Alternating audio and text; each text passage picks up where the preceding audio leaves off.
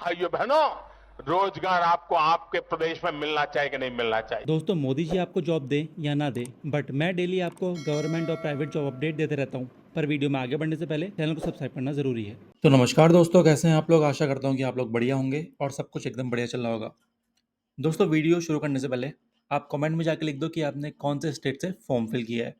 चलो अब शुरू करते हैं। तो दोस्तों, ओरिएंटल इंश्योरेंस कंपनी लिमिटेड यानी कि OICL असिस्टेंट का एग्ज़ाम अब सिर्फ कुछ ही दिन दूर है। आज 5 तारीख है। 7 सितंबर को आपका एग्ज़ाम है। ठीक है। इस एग्ज़ाम का वेट एस्पिरेंट्स ना बहुत टाइम से कर रहे हैं, और अब जब कुछ ही दिन बचे हैं तो सबको एक ही टेंशन होती है कि लास्ट के दिनों में क्या पढ़ना चाहिए, किस तरह से रिवाइज करना चाहिए और एग्ज़ाम हॉल में कैसी स्ट्रेटेजी रखनी चाहिए। तो आज की इस वीडियो में मैं आपको बताऊंगा डिटेल में लास्ट मिनट टिप्स जो आपके सिलेक्शन में गेम चेंजर बन सकती हैं। दोस्तों, इस समय ना कैंडिडेट्स जो सबसे बड़ी गलती करते हैं वो है नए टॉपिक से स्टार्ट करना। याद रखिए, लास्ट के 2 से 3 दिन में सिर्फ रिवीजन और प्रैक्टिस होती है, कोई भी फ्रेश लर्निंग मत करो। देखो, अगर आप स्मार्ट स्ट्रेटेजी बनाते हो और अपने स्ट्रॉन्ग एरियाज पे फोकस करते हो तो आप एग्जाम को कॉन्फिडेंटली अटेम्प्ट कर पाओगे। तो चलिए शुरुआत करते हैं अपने टिप नंबर 1 से। टिप नंबर 1 है, एग्जाम डॉक्यूमेंट्स रेडी रखें। सबसे पहला और सबसे बेसिक पॉइंट है अपने एग्जाम डॉक्यूमेंट्स रेडी करना। अक्सर ना स्टूडेंट्स एग्जाम डे पे टेंशन में होते हैं और एडमिट कार्ड प्रिंट करना या आईडी प्रूफ अरेंज करना लास्ट मिनट पे करते हैं। इस वजह से अननेसेसरी का स्ट्रेस क्रिएट हो जाता है। तो अभी अपना एडमिट कार्ड डाउनलोड करो, अगर नहीं करा है तो उसकी एक हार्ड कॉपी निकाल लो। ठीक है। साथ ही एक valid government photo ID proof, जैसे कि आधार कार्ड, पैन कार्ड या फिर वोटर आईडी। ठीक है, जो भी एलिजिबल है, मोस्टली आधार कार्ड आप रख लीजिए, सेफ होता है।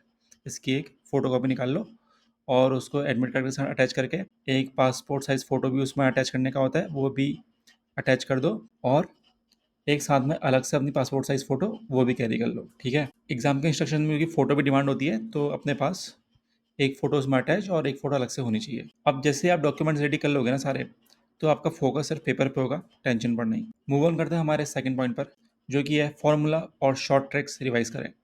ठीक है। क्वांटिटेटिव एप्टीट्यूड में ना सबसे ज़्यादा टाइम बचाने वाली चीज़ है फॉर्मूलाज और शॉर्ट ट्रिक्स।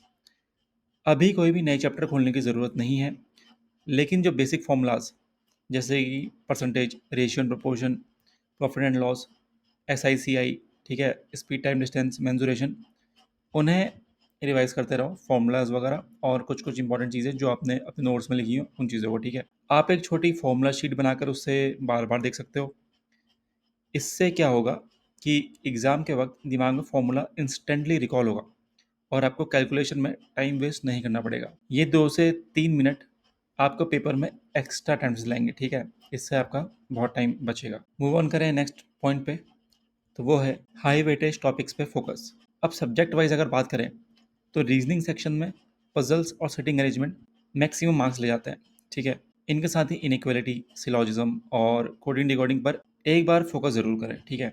ये टॉपिक्स हाई स्कोरिंग होते हैं अगर एक बार कंसेप्ट क्लियर हो जाए। कॉन्सेप्ट अभी तक तो क्लियर हो ही गया होगा। ठीक है। और क्वांट में DI हर बार आता ही आता है, चाहे वो टेबल DI हो, बार ग्राफ हो, ठीक है, या फिर केसलेट हो। तो आपको सबको अच्छे से रिवाइज करना है, इस टाइम पे क्वेश्चन लगाओ। ठीक है। साथ ही arithmetic topics, ratio, partnership, percentage, mixture and alligation, इनके भी क्वेश्चन कर लो, क्योंकि ये तो श्योर श्योर डे के आएंगे ही आएंगे।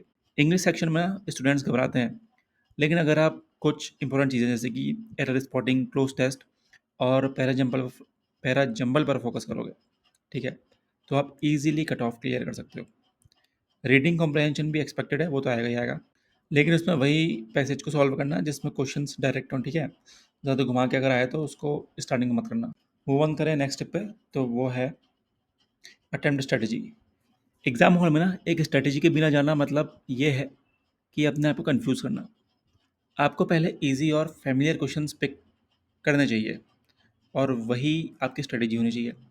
अगर आप किसी पजल या फिर DI में अटक जाते हो और 5 मिनट आपके उसी में निकल जाते हैं, तो बाकी सेक्शन के क्वेश्चन छूट जाएंगे और आप अंडर कॉन्फिडेंट हो जाओगे। ठीक है। तो ये चीज़ आपको नहीं करनी है, इसलिए हर क्वेश्चन को देखते ही डिसाइड करो, इजी, मीडियम या टफ में उसको बांट दो। ठीक है। इजी को पहले सॉल्व करो, मीडियम को बाद में, और टफ को मार करके छोड़ दो, क्योंकि उसको आप लास्ट में अटैम्प्ट करोगे जब सब आपने अटैम्प्ट कर लिया होगा। ये टेक्निक आपको मैक्सिमम क्वेश्चंस अटेम्प्ट करने में हेल्प करेगी बिना टाइम आपका वेस्ट किए। मूव ऑन करें नेक्स्ट स्टेप पे, तो वो है एक्यूरेसी ओवर अटेम्प्ट्स। ये ना एक गोल्डन रूल है हर कॉम्पिटेटिव एग्जाम के लिए। सिर्फ ज़्यादा क्वेश्चंस अटेम्प्ट करना काफ़ी नहीं होता। कहने की मेरी ये है कि आपको एक्यूरेसी पे ज़्यादा निर्भर करना है। देखो 90 प्लस अगर आपने कर दिया, ठीक है, और आपके मान लो 20 गलत हैं तो कोई फ़ायदा नहीं। बट वहीं आपने अगर 70 अटेम्प्ट करें और लगभग 2-3 ही गलत हैं तो बेनिफिट है, ठीक है। देखो आप सब क्वेश्चन तो उससे गारंटी तो कोई नहीं ले सकता कि सारे क्वेश्चन आप सही करो और बहुत ही कम अटेम्प्ट करो, क्योंकि ये भी पॉसिबल नहीं है, क्योंकि हमें तो अपने एंड से लगता है कि सब कुछ हम सही करके आए हैं, बट रिजल्ट जब आता है तो हमें लगता है कि अरे इंग्लिश में ये चीज़, मोस्टली इंग्लिश में ये चीज़ होती है, क्योंकि उसमें कोई ऐसा चीज़ नहीं है ना कि हम बना के बैठ रहे हैं उसको, जैसे रीजनिंग और पॉइंट्स में होता है। तो इंग्लिश में थोड़ा ये चीज़ रहती है एक्यूरेसी की। तो वही क्वेश्चन शॉर्ट शॉर्ट लगाना जिसमें आप कॉन्फिडेंट हो, ठीक है। बात करें नेक्स्ट पॉइंट की, तो वो है मॉक टेस्ट रिवीजन। देखो अभी ना एक नया मॉक दो, ठीक है, 1 से 2 नए मॉक, बट ज़्यादा मॉक देने की भी ज़रूरत नहीं है, क्योंकि मॉक के बाद स्कोर जो आएगा ना, अगर लो आएगा तो आपका कॉन्फिडेंस डाउन हो जाएगा, ठीक है। तो आप फोकस होना चाहिए सिर्फ एनालिसिस पर। जो मॉक टेस्ट अब तक दिए हैं उनको एक बार खोल कर देख लो, ठीक है, कि किस टाइप के क्वेश्चन में गलती होती है। उन्हीं टॉपिक को एक बार प्रैक्टिस करके देखो, ठीक है, फिर जो डाउट हो उसे क्लियर कर लो। एक लाइट मॉक या फिर प्रैक्टिस सेट एग्ज़ाम के एक दिन पहले दे सकते हो, सिर्फ रिदम बनाए रखने के लिए, ठीक है। अगर उसमें मार्क्स कम भी आए तो ज़्यादा टेंशन मत लेना।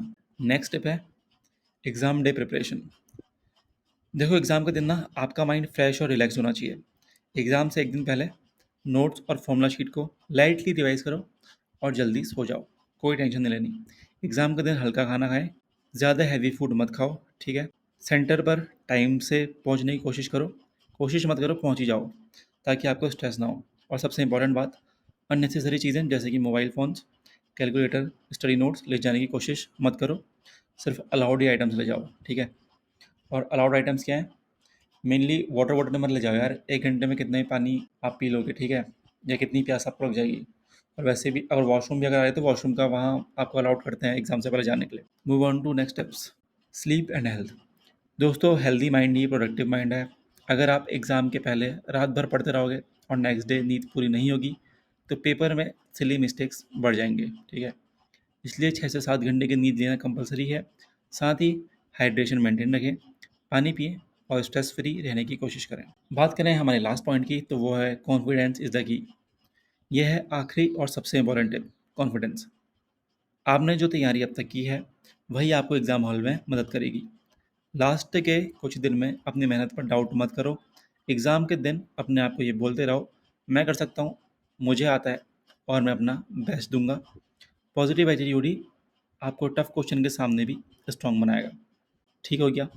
तो दोस्तों ये था OICL असिस्टेंट एग्ज़ाम के लास्ट मिनट टिप। अगर आप इन्हें फॉलो करते हैं तो आप कामली, कॉन्फिडेंटली और स्मार्टली एग्ज़ाम अटेम्प्ट कर पाएंगे। अगर वीडियो पसंद आया हो तो लाइक करें, शेयर करें और चैनल को सब्सक्राइब करना ना भूलें, ताकि आपको हर एग्ज़ाम की अपडेट टाइम पर मिले।